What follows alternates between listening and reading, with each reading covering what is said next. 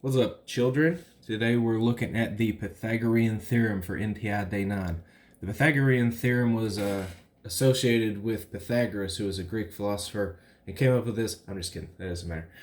All we're doing is we're figuring out the sides of a triangle, solving for x. This is going to work for every triangle that's on your NTI Day 9.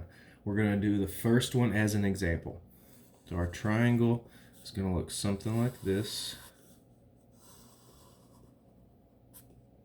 Okay, we have a right angle here, x, 6, 10. Okay, so in the Pythagorean theorem, it's important to remember that you have three sides.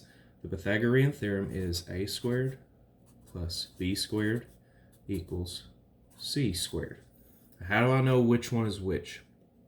C is always going to be your hypotenuse. Mr. Bagshaw, which one's the hypotenuse? Hypotenuse is the longest side. If you already know all this stuff, then you're ahead of the curve, okay? So if C is our longest side, we have to choose A squared and B squared. Then that means I can go ahead and plug in 10 right here. And I'm going to choose A squared. So I'm going to say 6 squared plus X squared, because we don't know what B is, okay? Now,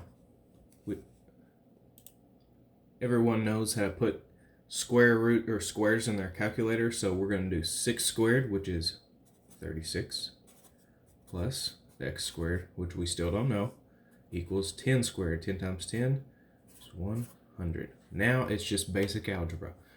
We have to subtract 36 from both sides. Okay, that gives us 64. Okay, now what do we do to get rid of this square? This is not multiplication or division. To get rid of squared, you have to find the square root of something. I'm going to put this handy little symbol over it. It is on your calculator as well. And when we find the square root of 64, that gives us x equals 8. So that means the sides are 8, 6, and 10.